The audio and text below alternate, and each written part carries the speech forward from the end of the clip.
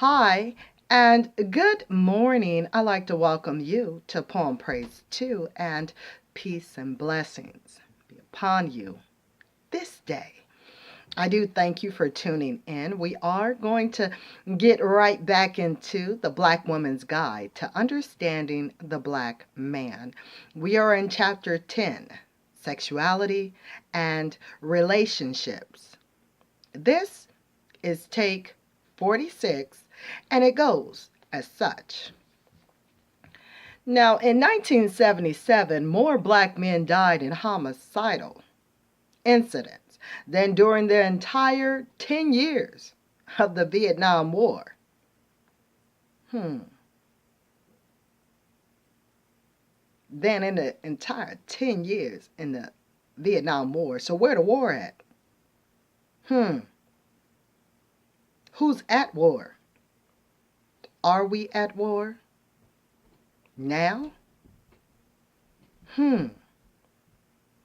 Back to the book.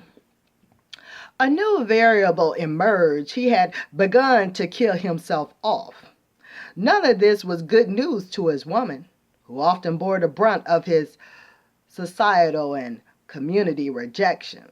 He had tried many things: drugs, pimping, working in the system, the military, college, religion, and all of them had proven themselves either not to be lasting or unsatisfactory. In his trying to settle down and have a wife and family, he found that he didn't know how to do so. He was unsure of what to insist on and what to allow to go on in his house, especially with his children. So he left that up to his wife. But those who worked hard to provide for their families were determined not to give up their children to female-headed households and to the welfare department and all of its associated negatives about him as a father and man. In the cases where he did not marry, he tried to square up, to meet the occasion and handle it for as long as he could.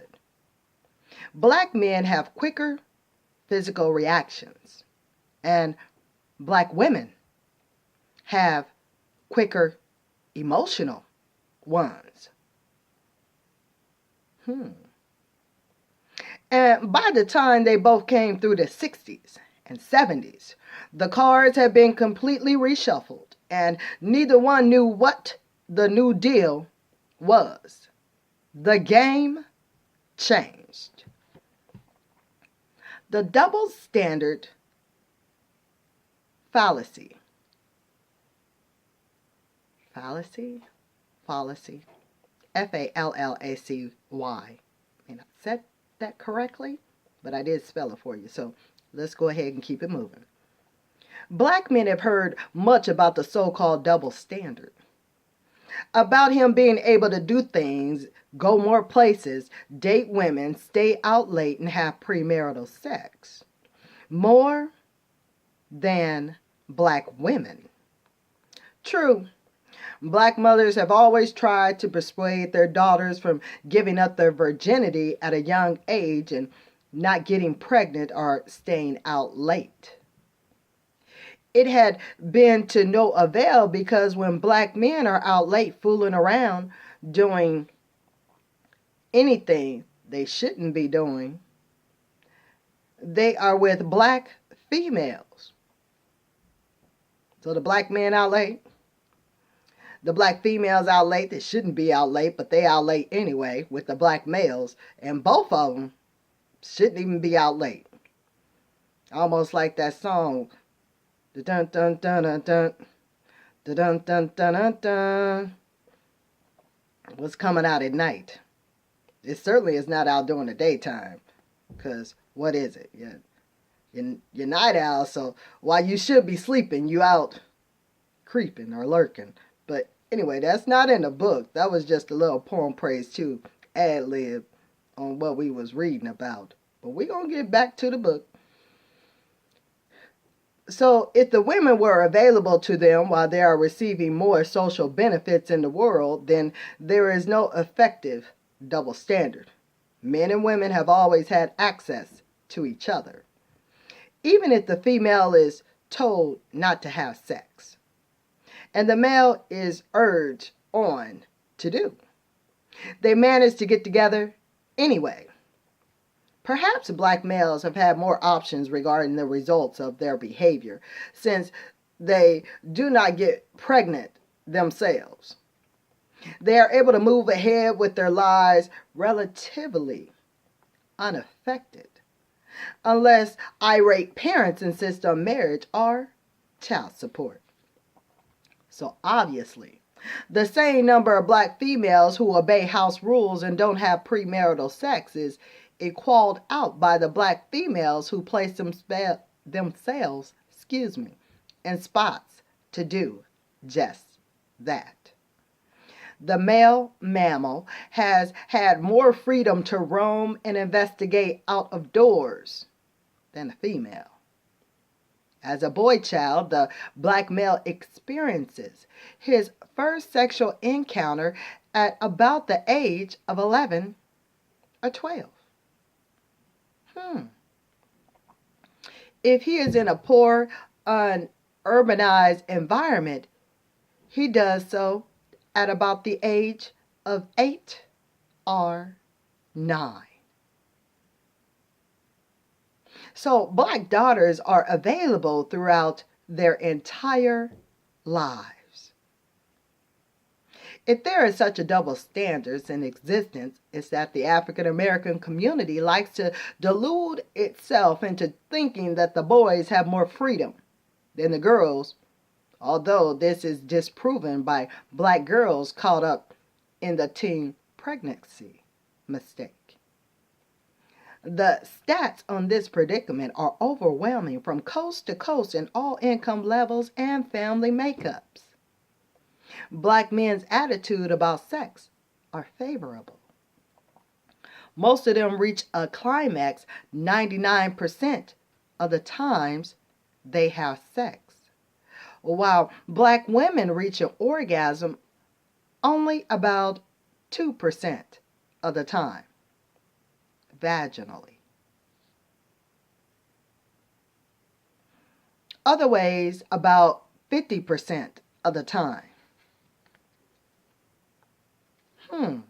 Just think on that, because you see how Miss Ali just broke that down in regards to there's other ways besides vaginally to have an orgasm. Men, you're probably thinking, okay, yeah, just don't think on that. I'm going to repeat the sentence just so you can, dissect it, decipher it, and ponder the thought. While black women reach an orgasm only about 2% of the time, vaginally. Other ways, about 50% of the time. When a black man has sexual intercourse, he knows exactly how it's going to end, and if he is experienced, can almost predict the exact moment.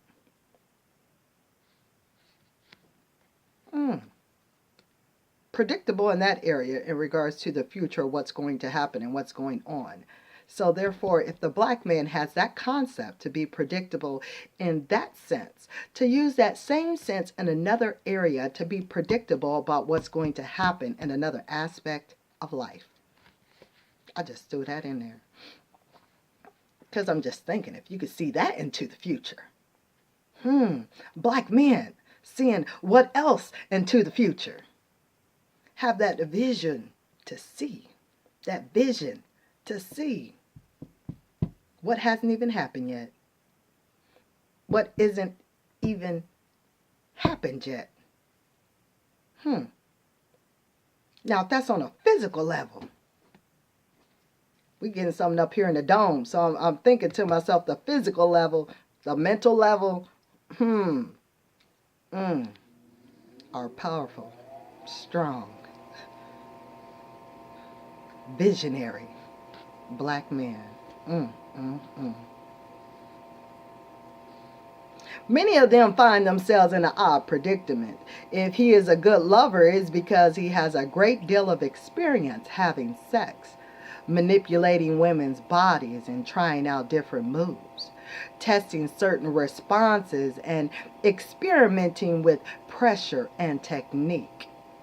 The only way he can get this training and learning is by doing it. Having sex with various women. This experimentation can become addictive. Some of the confidence it brings, and some for the conquest and reassurance of his abilities.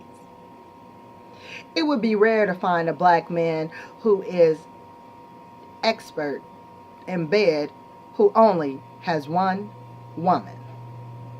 Of course, there exist black men who become a little uncomfortable in bed even if they want to do it, and therefore give little thought to whether or not the female partner is enjoying the act.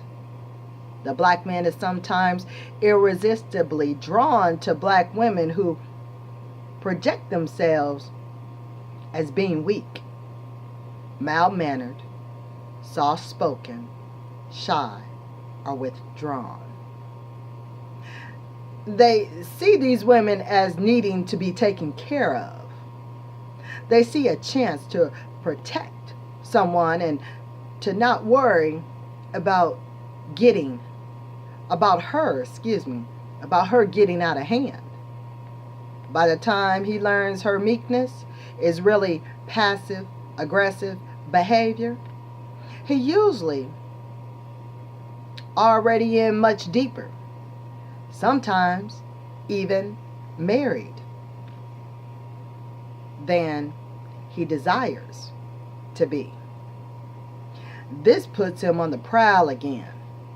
Many black men consistently choose the same kind of woman over and over. They are looking for something, usually something that doesn't exist in real human nature, but they look on, regardless of this fact. Sometimes they are in a situation where they are so emotionally brutalized that they give up on their manhood and allow themselves to be manipulated, directed, told what to do, give up all their money, and obey all orders from the wife, no matter how distasteful to him it is. His inability to be honest with his woman or with himself leaves him spent and impotent.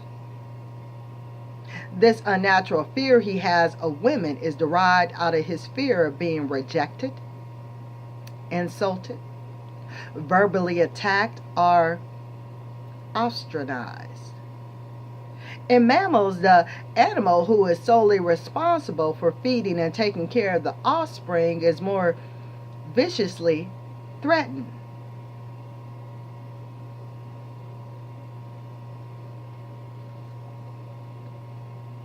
I'm going to let that one sink in. Because in mammals, the animal who is solely responsible for feeding and taking care of the offspring is more viciously threatened. It's almost, I'm thinking, in regards to how we have these single households and we're taking on the persona to feed who is viciously threatened. So there's some protectors that need to be for the unprotected. My God, my God. For feeding and taking care of the offspring is more viciously threatened. The black man bears the brunt of this situation somewhat with black women. Having to root for food and shelter requires a female to take on survival skills, ordinarily left to the male of every species.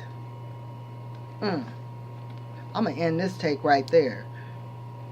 In regards to 46, what I have coming up for you is take 47 here on Poem Praise 2 for sexuality and relationships. Be blessed, be inspired, and encouraged. From me to you on Poem Praise 2. Peace be upon you and peace out.